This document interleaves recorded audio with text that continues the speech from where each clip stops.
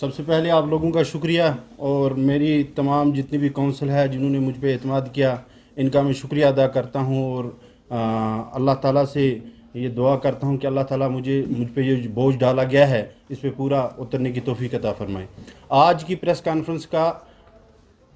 مقصد ہمارا یہاں آنے کا آپ کو بتا دیا ہمارے وائس پریزیڈنٹ صاحب نے۔ سینئر وائس پریزیڈنٹ حسین صاحب میرے ساتھ موجود ہیں، ہمارے ساتھ چیف آرگنائزر صاحب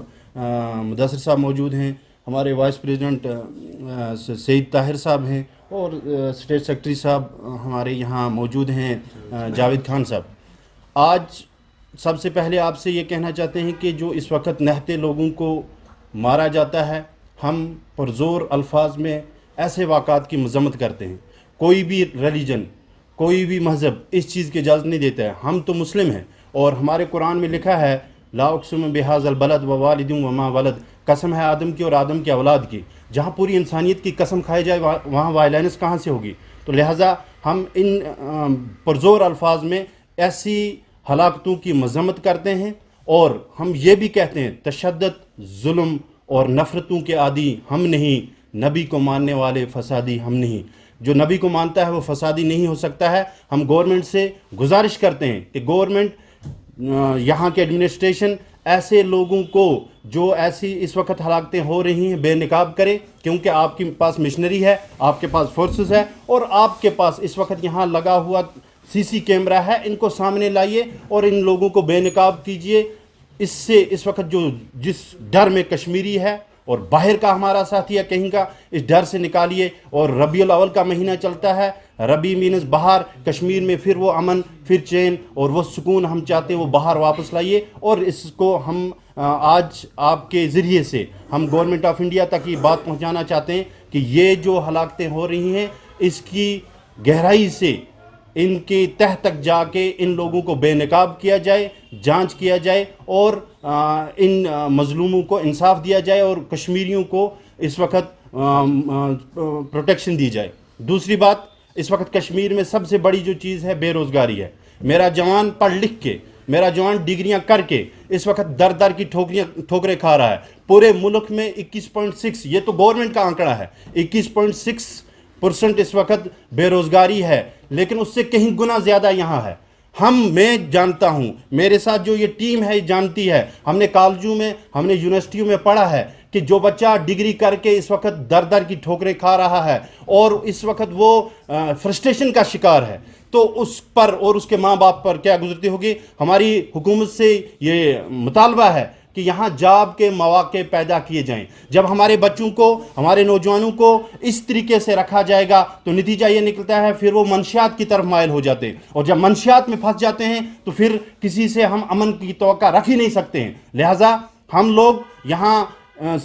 گورنمنٹ آف انڈیا سے یہ گزارش کرتے ہیں کہ یہاں ہمارے 70 آج تک لگ بھگ 50 سے زیادہ منسٹر آئے، اگر ہر منسٹر 2 پروجیکٹ ہی دے گا تو کشمیر اوپر جائے گی۔ ہمیں سڑکیں بھی چاہیے، ہمیں قدل بھی چاہیے، ٹھیک ہے تعمیر و ترقی کہیں ہو رہی ہے، لیکن اس سڑک کے میگنم کو میں کیا کروں گا کہ جس پہ میرا بچہ، اس میگنم پہ بے روزگار بچہ بیٹھ کے کیا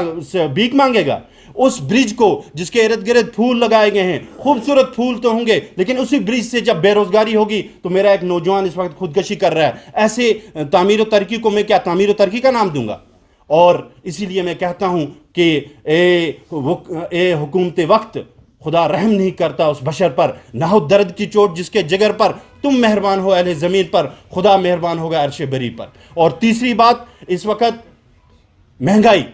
جس نے میرے غریب کو ڈبا کے رکھ دیا ہے، مجھے سمجھ نہیں آتی ہے سسٹم کیسا ہے۔ یہاں امیر دن بدن امیر ہو رہا ہے اور غریب کو 2 وقت کی روٹی نہیں بن رہی ہے۔ آپ دیکھیے تیل کا ٹین جو 1500 میں تھا اس وقت 3500 روپے میں ہے، پیٹرول 60 روپے 109 تک پہنچ گیا ہے، ڈیزل 100 روپے تک پہنچ گیا ہے۔ میرا غریب دن بدن غریب ہو رہا ہے۔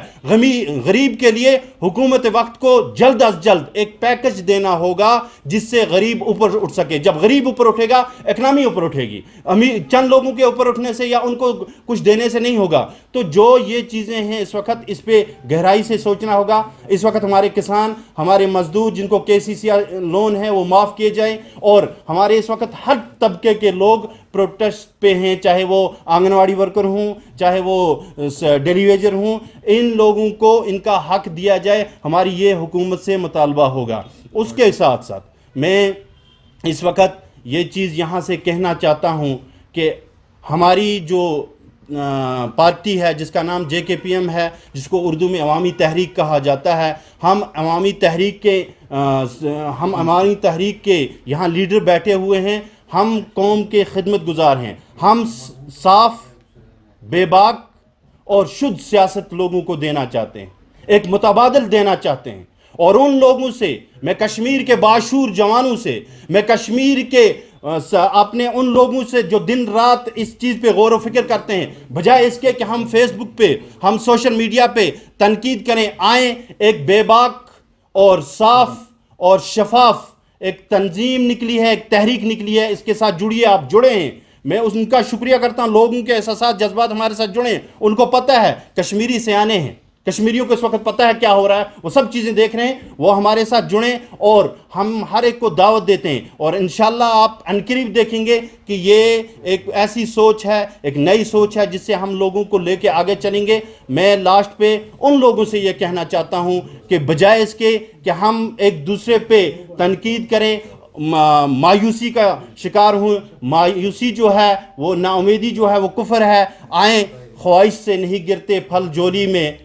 خواہش سے نہیں گرتے پھل جولی میں، میرے دوست وقت کی شاخ کو خود ہلانا ہوگا، کچھ نہیں ہوگا اندھیروں کو برا بلا کہنے سے، اپنے حصے کا دیا خود ہی جلانا ہوگا۔ تو آئیں اپنے حصے کا دیا جلائیں اور ہمارے ساتھ ساتھ دیجئے۔ Jammu Kashmir peoples movement, JKPM عوامی تحریک آپ کے ساتھ ہے۔ آپ لوگوں کی ترجمانی، آپ لوگوں، جن لوگوں کی آج تک کوئی آواز نہیں سن رہا ہے، جن کے حقوق دبائے جا رہے ہیں، کیونکہ ہم گراؤنڈ سے آئے ہیں، ہمیں پتہ ہے، ہم شہنشاہی کرسیوں پہ آج تک نہیں بیٹھے، نہ ہمیں کرسیاں چاہیے، ہم گراؤنڈ سطح سے آئے ہیں، جن کی آواز کوئی نہیں سن رہا ہے، جن کے ساتھ نا انصافیاں ہو رہی ہیں۔